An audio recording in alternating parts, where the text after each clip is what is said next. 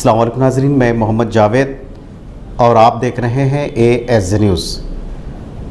گستاخ وسیم رضوی کے خلاف عصمت دری کا ایک کیس درج ہونے کی امید کی جا رہی ہے۔ ابتدائی اطلاعات میں بتایا گیا ہے کہ اپنے ہی ڈرائیور کی بیوی سے وسیم رضوی نے ناجائز تعلقات قائم کرنے اور اس کی جبراً عصمت ریزی کرنے کا اس پر الزام ہے۔ متاثرہ خاتون کی پولیس میں شکایت۔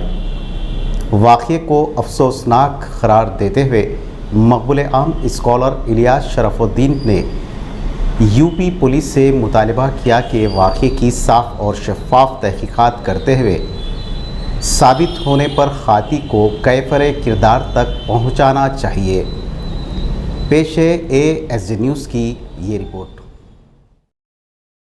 السلام علیکم ناظرین، میں محمد جاوید ہوں اور روبرو ملاقات میں آج ایک مرتبہ پھر ہم ہمارے اسلامک جو اسکالر ہے جو اپنی بہترین بات کرنے کے لیے مشہور ہے، اور نہ صرف یہ بلکہ ہمارے اپنے اندرون ملک میں بلکہ بیرون ملک میں کافی آپ کا شہرہ ہے۔ ہم بات کرتے ہیں ایک نئے موضوع کے ساتھ۔ جیسا کہ آپ جانتے ہیں کہ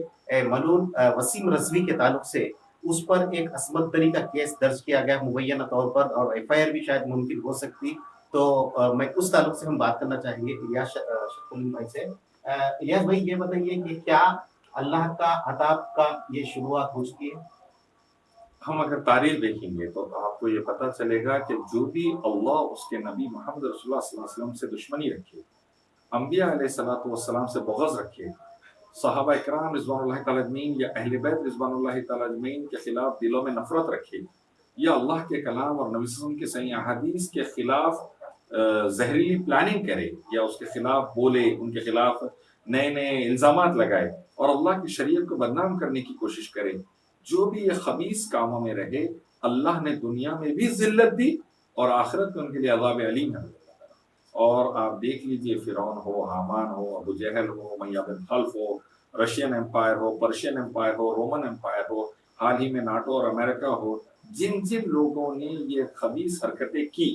ان کو اللہ نے ذلیل کیا، اور اللہ تبارک و تعالیٰ نے ان کا دنیا میں بھی، دنیا کی زندگی میں بھی تنگی پیدا کر دی، اور آخرت کے میں تو خیر اللہ ہی نپٹیں گے ان سے۔ وسیم رضوی ملعون راودی بھی انہی میں سے ایک ہے، اور میں سمجھتا ہوں کہ یقیناً یقیناً اس نے قرآن پر الزامات لگا کر،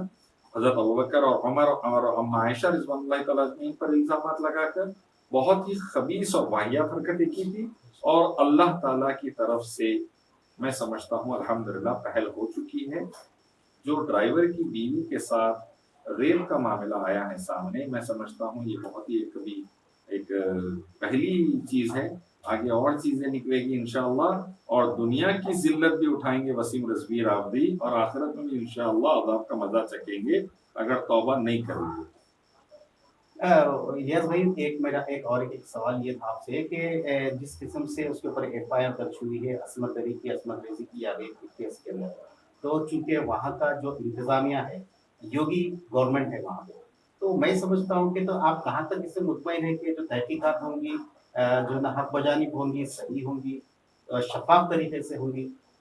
مودی گورنمنٹ اور یوگی گورنمنٹ آنے کے بعد بھارت میں خواتین کے خلاف کرائم نمبر 1 پر پہنچ گیا۔ پورے ورلڈ